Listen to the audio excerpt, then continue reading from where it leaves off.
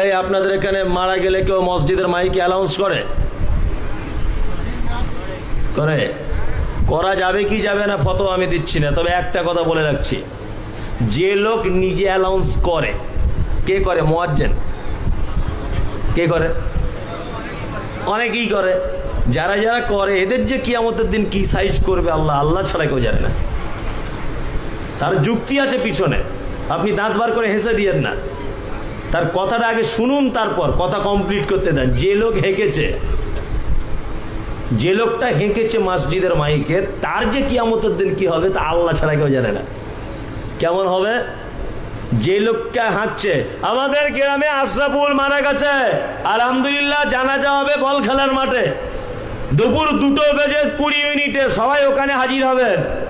যার নামে মসজিদের মাইকে অ্যানাউন্স করা হচ্ছে 60 বছর বয়সে মারা গেছে, জীবনে নামাজ পড়েনি। ভালো করে বুঝুন, ওর নামাজ ফরজ হয়েছে কত বছরে?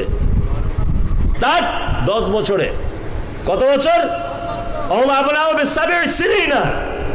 10 বছর থেকে 12 বছর ওর যখন নামাজ ফরজ হয়ে গেল, ফরজ হওয়া থেকে তাহলে ফরজ অবস্থায় থাকলো সে কতদিন? যদি 60 বছর মাসে 50 বছর।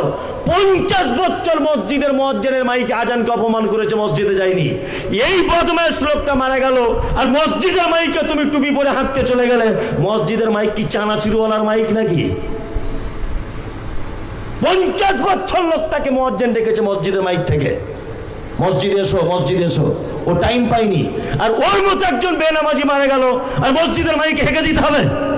কোন লাশ সাহেবের বেটা তুমি? 50 বছর তুমি আল্লাহর ঘরকে অপমান করেছো, আর তুমি কি এমন দামি লোক যে তোমার নাম মাইকে বলতে হবে? আল্লাহর ভাষা মা সালাকাকুম ফি সাকার, একজন জাহান্নামীকে জিজ্ঞাসা করা হবে তুমি কেন জাহান্নামে? ও তখন এক চান্সে বলবে ক্বালু লাম নাকু মিনাল মুসাল্লিন, আমি শুধুমাত্র নামাজ পড়িনি, এই কারণে আমার থাকার জায়গা জাহান্নাম। তার মানে পৃথিবীতে যত কাজ আছে সব কাজ না করে আপনি বেঁচে যেতে পারবেন, নামাজ না পড়লে বাঁচার কোনো রাস্তা নেই। লোকটা মারা গেল, জানাজার সামনে ইমাম সাহেব দাঁড়িয়ে দাঁড়িয়ে বলছে ছেলেদের পক্ষ থেকে 12 খতম, মেয়েদের পক্ষ থেকে 23 খতম, সবাই দোয়া করে দেবেন। আর ইমাম সাহেব দোয়া করতে খুব কাঁদছে, মানে ধনী লোক মারা গেছে, না কাঁদলে মাল পাবে না ছেলেদের কাছে। কি বললেন বুঝলেন না? খুব কাঁদছে ইমাম সাহেব, 4-5 মিনিট সবাই কাঁদছে।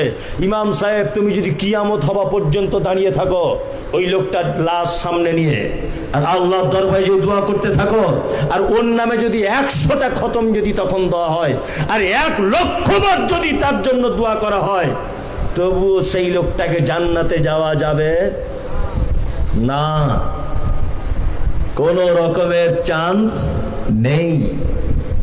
কারণ এটা আল্লাহর ভাষা। বেনামাজি অবস্থায় মারা গেলে তার থাকার জায়গা জাহান্নাম। কোথায়? 10টা লোক বলুন তো আজকে থেকে নামাজ পড়া ধরবো। সবাই হাত তুলবেন না, যে পড়ে সে যেন হাত না তোলে, যে পড়ে না সে তুলবে। আজকে থেকে ধরবেন ইনশাআল্লাহ। 5 ওয়াক্ত, 5 ওয়াক্ত তো? আর তুমি 5 ওয়াক্ত ধরবে? তুমিও? 3 জন হলো। আর কমিটির সবাই নামাজ পড়ে তো 5 ওয়াক্ত? হ্যাঁ, সবাই পড়ে না?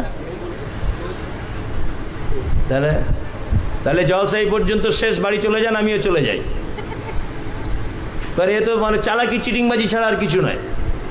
ওরা নামাজ পড়ে না, আপনাদের ডেকে এনেছে রাত 2টো পর্যন্ত জলসা শুনতে হবে। বদমাইশি জায়গা বনে। কমিটি কারা আছে? যারা এখানে ব্যাচ পড়াচ্ছিল সেসব লোকগুলো কই? আসুন, ব্যাচ বার করবো সব। আসুন, এখানে নামাজ ধরতে হবে, নামাজ ছাড়া উপায় নেই। আমার কথাতে হয়তো কষ্ট পাচ্ছেন, আল্লাহর কসম আপনাকে আমি চিনি না।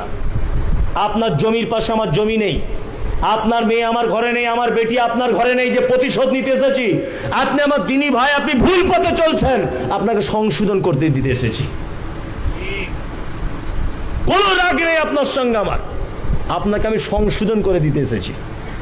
আপনি নামাজ পড়ুন। কমিটি কারা আছে যারা ব্যাচ নিচ্ছিল আর চাদর পড়ছিল, তারা সব কই? কই তারা? আছে? বলবে যা এনেছি এনেছি, এই লোকটাকে আর আনা যাবে না। আমিও বলছি আর আসবো না, তবুও ভালো, এসেছি যখন তোমার 12টা বাজিয়েই ছাড়বো। আর তোমায় আনবে না, বুঝতে পেরেছি।